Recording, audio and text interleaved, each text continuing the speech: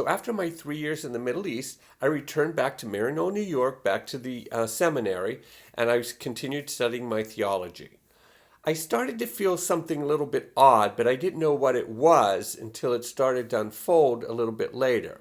So after that year of theology, I was sent to Rome, where I studied at the Pontifical Institute, and I was finishing my 3rd year of Arabic language studies. So while I was there, I was deeply influenced by the beautiful Italian architecture and the history of Italian art, particularly Michelangelo. He really struck me. And so I used to walk past all the fountains and buildings that he built that were spectacular. So my lessons learned there were mostly from Michelangelo. And one of the most beautiful things he said was to know each other is the best way to understand each other, and to understand each other is the only way to love each other. Now, I thought that was beautiful in so many different ways. Certainly me trying to understand and love and appreciate Islam and Muslims, and simply trying to understand humanity again. So this growth process continued, and it was influenced by many different people and experiences that I was still having.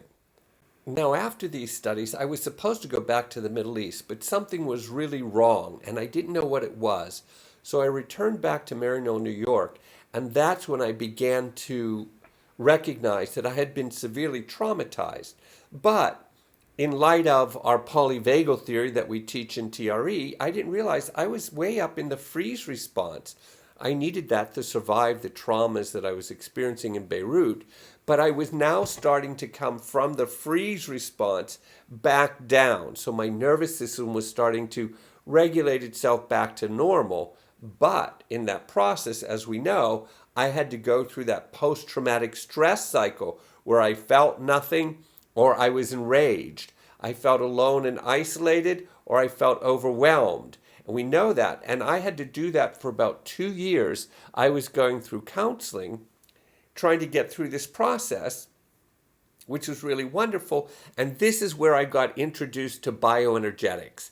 Alexander Lowen, who developed bioenergetics, he lived about a half hour away from me. So 3 days a week, I would go to his house and I would do bioenergetic exercises. I was familiar with the tremor mechanism. I loved it already. It was the first time I had seen it sort of applied in a positive way, because I only had known it negatively while I was living in the Middle East. And I also applied to start doing bioenergetic training because it was so invaluable for me.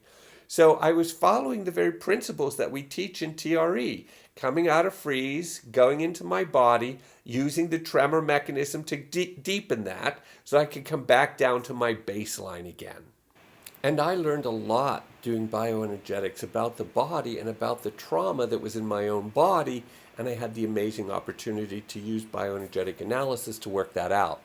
Going into my body was a powerful process for helping me to recover from the traumas that I had experienced. So I was reading a lot of Al's books. I read Depression and the Body, The Biological Basis of Faith and Reality. That really spoke to me. The Fear of Life, which is the wisdom of failure.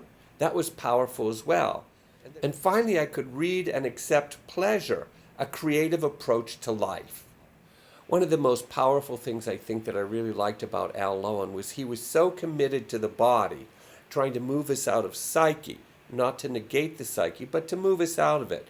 And he's the one who said to me very clearly, said to all of us actually, see, the problem that we have is that the culture is not a body culture. And during this same time, I was finishing up my degree as a social worker as well in New York City. So now I had the spiritual experiences that I had, and then I was doing clinical social work, and I was doing body work through bioenergetic analysis. So somehow those three started to come together for me. And so then that took me on my next journey, which led me to Western Samoa.